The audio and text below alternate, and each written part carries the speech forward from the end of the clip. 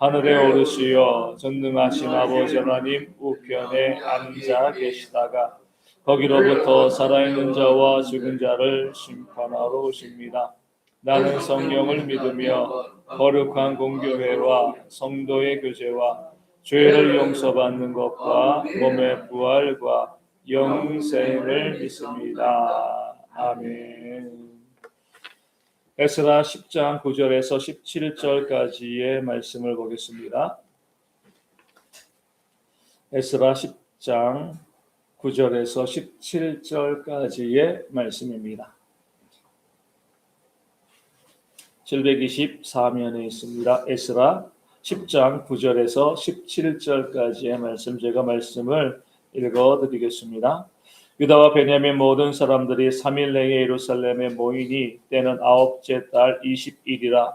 무리가 하나님의 성전 앞 광장에 앉아서 이 일과 큰 비 때문에 떨고 있더니 제사장 에스라가 일어나 그들에게 이르되 너희가 범죄하여 이방 여자를 아내로 삼아 이스라엘의 죄를 더하게 하였으니 이제 너희 조상들의 하나님 앞에서 죄를 자복하고 그의 뜻대로 행하여 그 지방 사람들과 이방 여인을 끊어버리다 하니 모든 회중이 큰 소리로 대답하여 이르되 당신의 말씀대로 우리가 마땅히 해야 할 것이니이다. 그러나 백성이 많고 또 큰 비가 내리는 때니 능히 밖에 서지 못할 것이요 우리가 이 일로 크게 범죄하였은즉 하루 이틀에 할 일이 아니오니 이제 온 회중을 위하여 우리 방백들을 세우고 우리 모든 성읍의 이방 여자에게 장가든 자는 다 기한에 각 고을의 장로들과 재판장과 함께 오게 하여 이 일로 인한 우리 하나님의 진노가 우리에게서 떠나게 하소서. 하나 오직 아사엘의 아들 요나단과 디과의 아들 야세야가 일어나 그 일을 반대하고 무슬럼과 레일 사람 샤프레가 그들을 돕더라. 서로 잡혔던 자들의 자손이 그대로 한지라. 제사장 에스라가 그 종족을 따라 각각 지명된 족장들 몇 사람을 선임하고 10째 달 초하루에 앉아 그 일을 조사하여 첫째 달 초하루에 이르러 이방 여인을 아내로 맞이한 자의 일을 조사하기를 마치니라. 아멘. 본문에서는 성도들의 삶의 다양한 것들 또 복잡한 것들을 이해하여 주시고 거기에 맞춰서 또 우리를 긍휼히 여겨주시는 그런 하나님의 모습을 우리 가운데 보여주고 있습니다. 이방인들과 결혼한 것이 하나님 보시기에 큰 죄이다. 이 사실을 공동체가 함께 이제 인정하고요, 그 죄를 고백하게 되었습니다. 물론 반대하는 사람들도 있었지만 대부분의 사람들은 이것이 우리의 죄다 인정하고 이 죄의 문제를 해결하기 위해서 그들이 함께 마음을 모으게 되었습니다. 이럴 때에 이 속전속결할 수가 있죠. 이방인과 결혼한 사람들 다 이혼하라. 그렇게 이제 3일 내에 이혼하라. 이렇게 명령할 수도 있습니다. 그러나 그 이방 에스라와 또 그 백성들은 서두르지 아니하였습니다. 이 일을 신중하게 처리한 거죠. 무려 3개월의 시간을 그들이 들였습니다.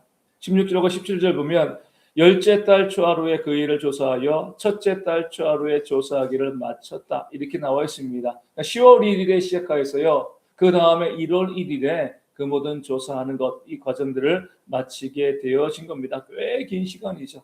어떻게 보면 긴 시간 걸릴 문제가 아닙니다. 요즘대로 하면 호적등본 떼어보고요, 이방인이면 그냥 이혼시키면 며칠 내에 길어도 일주일 내에 해결할 수 있는 그런 문제가 되어지는 겁니다. 그럼에도 석 달이라는 긴 시간을 둔 이유는요, 그것을 이혼을 시키는 것을 서두르게 하기보다 그 모든 상황들을 살피고자 하는, 그 다양한 모습들을 살피고자 하는 그런 지혜가 그들 가운데 있었기 때문에 그렇습니다. 단순히 이방 결혼 자체를 이혼으로 처리하는 것은요, 그 가정에 심각한 문제와 아픔이 발생할 수 있기 때문에 그렇습니다. 그래서 개인의 이익 때문에 내가 좋아서 또 남들 다 그렇게 하니까 알고 그것이 죄인 줄 알고서도요, 이방 결혼하고 그리하였으면 당연히 그 이방 결혼을 무효하고 이혼하는 것이 마땅합니다.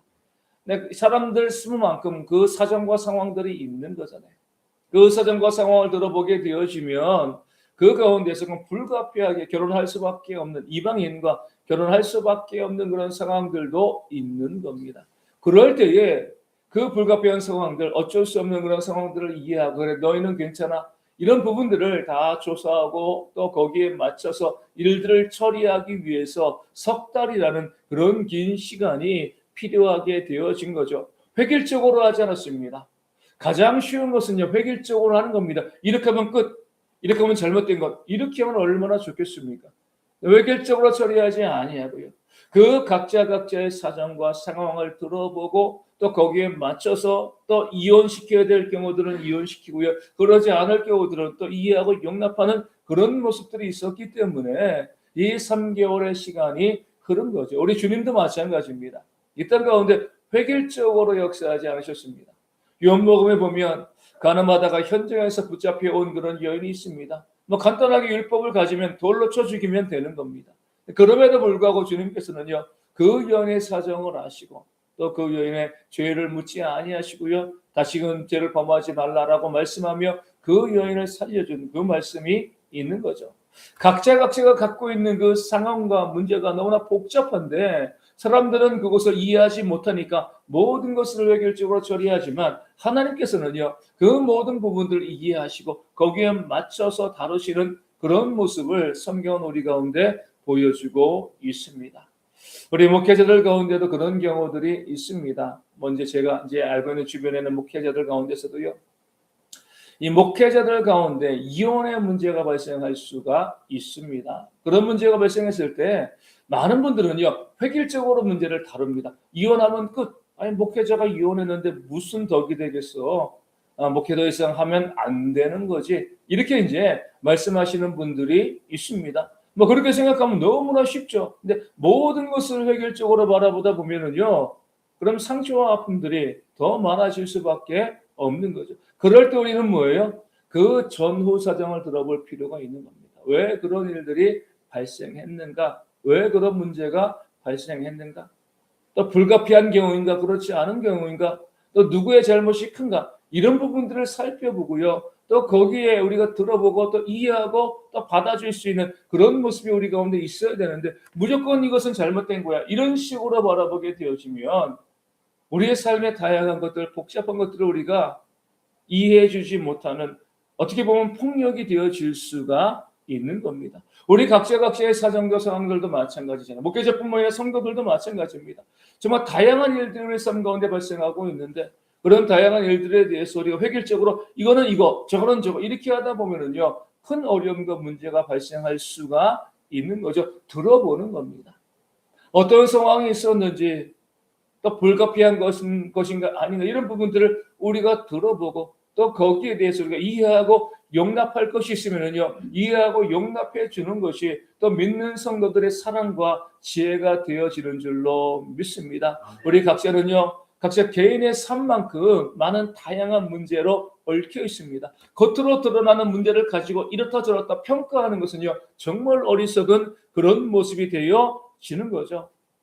그 모습을 가지고 함부로 단정하고요, 획일적으로 평가하기 전에 좀 시간을 가지고, 오늘 말씀처럼 그 시간을 가지고 그 이야기를 들어보는 그런 지혜가 우리 가운데 있어야 됩니다. 그 이야기를 들어보고 나서 이해할 수 있으면 우리가 이해하고요, 용납할 수 있으면 용납하는 것, 이게 바로 하나님께서 원하시는 공동체의 모습이 되어지는 거죠. 이 사람은 이러니까 안 돼, 이 사람은 저러니까 안 돼, 이것이 아니라 어떠한 사정이 있었는가, 또 어떤 문제가 있었는가, 정말 그 삶에 정말 죄악된 것이 있었는데 지금은 그것에 대해서 또 얼마나 회개하였는가, 많은 것을 들어보고요, 우리가 될 수 있으면 그 획일적인 모습으로, 획일적인 태도로 내치고 그들을 비난하고 공격하는 것이 아니고요, 용납하고 용서하고 품어줄 수 있는 그런 모습이 있을 때 그것이 바로 하나님께서 원하시는 그런 귀한 공동체, 또 화목한 공동체의 모습이 되어지는 줄로 믿습니다.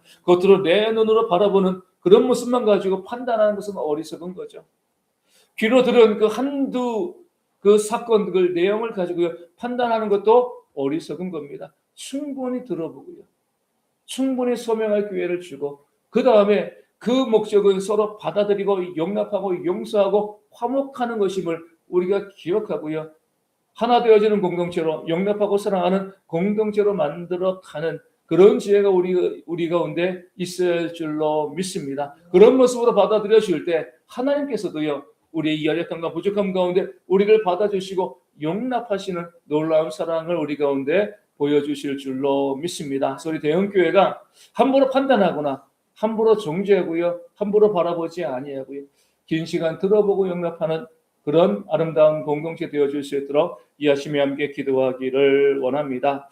오늘 본문에서 우리가 주목해야 될 구절은요, 15절에 나온 일어나 그 일을 반대하고 그들을 돕더라 라는 말씀입니다. 말씀을 분명히 제시했죠. 이번 결혼이 잘못되어진 것이다라고 이야기하고요, 이 문제를 우리가 범죄한 것이기 때문에 회개해야 된다, 문제를 해결해야 된다라고 이야기했습니다. 그런데 그러면 받아들이고 순종해야 되는데 그러지 아니하고요, 반대하는 사람들이 있었고 그 명백한 말씀에 대해서도 반대하고요, 그리고 그 반대한 자들을 돕는 자들도 있었습니다. 그러면 그들에게 남은 것은요, 심판밖에 없는 거죠. 분명히 말씀을 제시하고요, 하나님의 뜻을 제시했으면 들을 길을 가지고 듣고 그 말씀 가운데 순종하고 반응해야 되는데, 말씀을 분명히 증거했음에도 불구하고요, 그 말씀을 반대하고요, 또 반대하는 자들을 돕는 그런 모습이 있습니다. 이것을 우리는 성령 회방죄라고 부르는 거예요. 하나님께서 우리 가운데 말씀으로 역사하시는 것이 성령의 역사인데 그 말씀의 역사를 부정하는 것이기 때문에 그렇습니다. 무서운 거예요. 내가 성도가 되었다는 것은 하나님의 말씀이 우리 가운데 들려질 때에 그 하나님의 말씀이라고 하면은요, 그 말씀을 그대로 듣는 겁니다. 들을 길을 가지고요, 그것이 하나님의 말씀이라면 말씀을 듣고요, 그 말씀 가운데 순종할 때 하나님께서 우리 가운데 복된 역사를 허락해 주시는 것입니다. 만약에 그 말씀의 해석이 잘못되었으면 그 말씀의 해석이 잘못되었다라고 이야기하면 되는 거죠.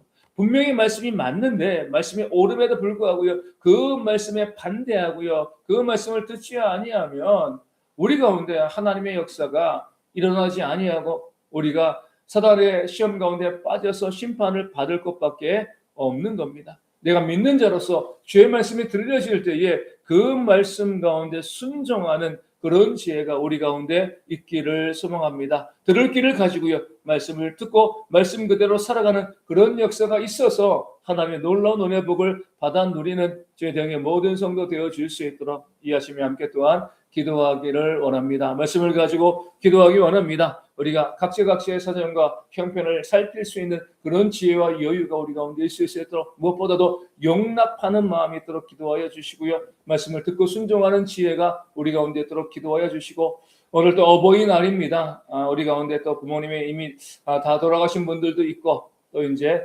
또 그러지 못하신 분들도 있는데, 이날 우리 대형의 모든 성도들이 부모님들을 잘 섬기고 또 공경하는 그런 모습이 있도록, 또 우리 부모된 자들은요, 어버이로서 그 자녀들에서 축복하고 기도하는 그런 어버이날 되어줄 수 있도록 또한 위하여 기도하여 주시고, 육신의 질병에 있는 자들 가운데 하나님의 회복의 역사가 있도록, 물질의 어려운 자들 가운데 채우심의 역사가 있도록, 마음에 상처받은 분들에게 하나님의 위로가 있을 수 있도록 위하여 기도하여 주시고요, 또 우리 가운데 우리 대형교회와 또 선교제 교회, 작은 교회들이 온전히 부흥되어지는 그런 역사가 있도록 또한 이 아침에 함께 기도하도록 하겠습니다. 주기도문 하시겠습니다.